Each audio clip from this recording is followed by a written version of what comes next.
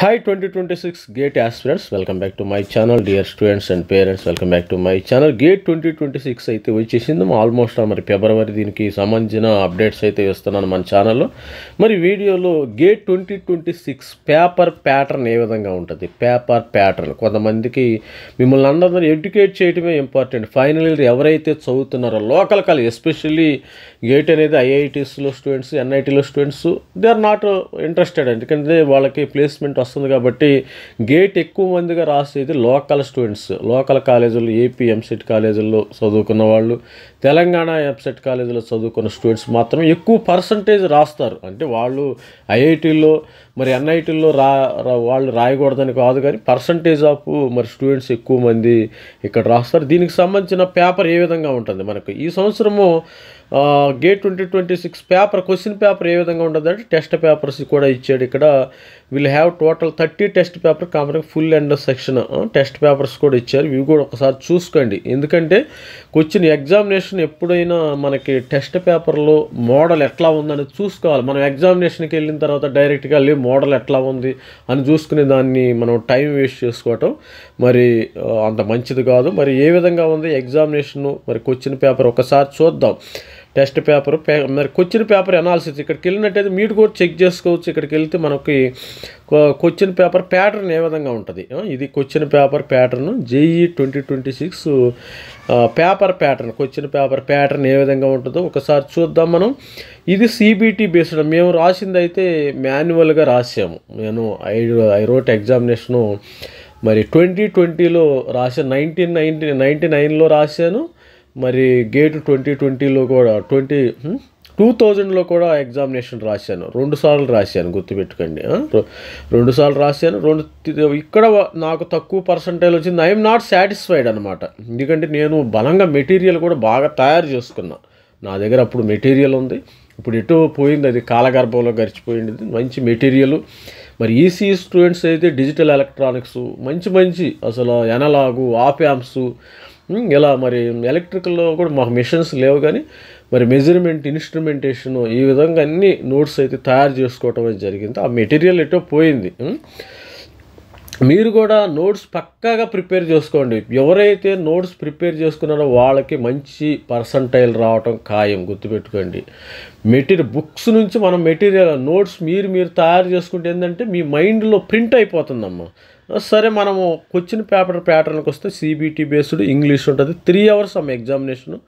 మనకి number of papers 30 papers. ఈ 30 పేపర్స్లో ఈసారి నుంచి 2 పేపర్స్ రాయొచ్చు నాకు తెలిసి. సపోజు ఇంతకుముందు ECE స్టూడెంట్స్ ఉన్నారనుకోండి, ఎలక్ట్రానిక్స్, బీటెక్ ఎలక్ట్రానిక్స్ ECE వాళ్ళు ECE పేపరే రాయాలని ఉండేది, ఇన్స్ట్రుమెంటేషన్ వాళ్ళు ఇన్స్ట్రుమెంటేషన్ పేపర్. ఈసారి 2 పేపర్లు వాళ్ళు ఇచ్చారు. మరి సెక్షను ఇది ఇక్కడ ఏంటంటే మేము చదువుకున్నప్పుడు general aptitude, candidate selected subjects. ఇంతకుముందు మా టైంలో ఇది ఉండేది కాదు, యాప్టిట్యూడ్ ఉండేది కాదు. ఇది చాలా లక్కీ, చాలా ఈజీగా ఉంటుంది. RS అగర్వాల్ అలాంటి బుక్కులు కూడా చూసుకోవచ్చు. Candidate selected subject, suppose ECE వాళ్ళు ECE, త్రిబుల్, మరి CSE బ్రాంచ్, ఏ బ్రాంచ్ వాళ్ళు ఆ బ్రాంచ్ ఈ సబ్జెక్ట్స్ను మనం చూజ్ చేసుకోవచ్చు. మరి క్వశ్చన్ పేపర్ ప్యాటర్న్లోకి వెళ్ళినప్పుడు మరి టైప్ ఆఫ్ క్వశ్చన్స్ మొత్తము 100 మార్కులకు కదా. మల్టిపుల్ MCQs ఉంటాయి, ఇక్కడ మల్టిపుల్ సెలెక్ట్ క్వశ్చన్స్.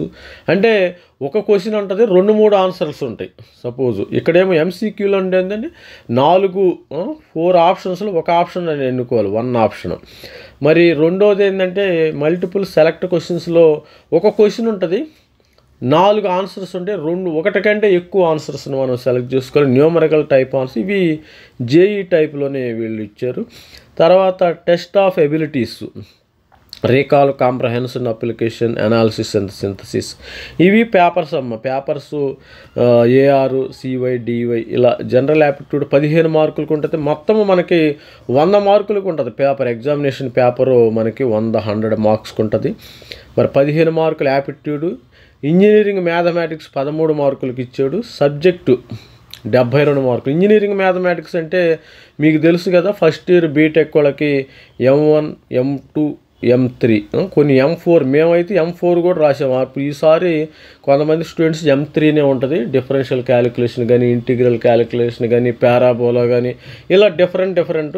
దీనికి సంబంధించిన బుక్ కూడా మనకు తెలుసు కదా, ఆర్ఎస్ అగర్వాల్, బిఎస్ గ్రావెల్ అనేది ఒక మహా బైబుల్ లాంటిది బుక్. ఈ బుక్ని మీరు అవైలబిలిటీలో తీసుకోండి. ఎప్పుడైనా ఇంజనీరింగ్ టెక్స్ట్ బుక్స్ చదవటం నేర్చుకోండి.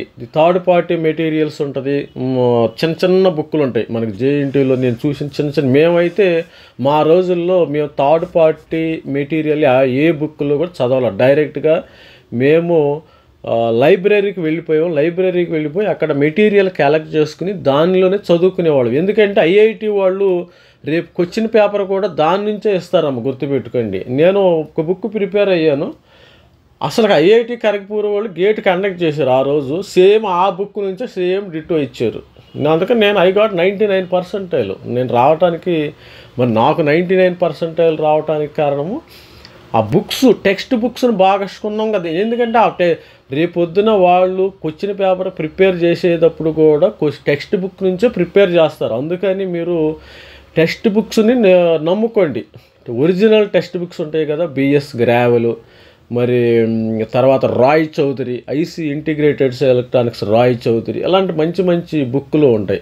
సో మరి ఎలక్ట్రానిక్ ఇన్స్ట్రుమెంటేషన్ మెజర్మెంట్ పెద్ద బుక్ ఉంటుంది. అలాంటి పెద్ద పెద్ద బుక్లు, ఆ బుక్కుల్లో మనము నోట్స్ ప్రిపేర్ చేసుకుంటే మీకు చాలా ఈజీగా ఉంటుంది. అది గుర్తుపెట్టుకోండి.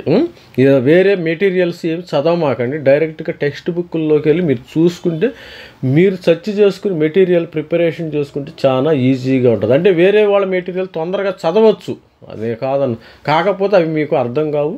మీరు అందుకనే సెకండ్ ఇయర్, థర్డ్ ఇయర్ సబ్జెక్టులు బాగా చదువుకుంటే మీకు మరి గేట్ వచ్చే అవకాశం అయితే ఉంది.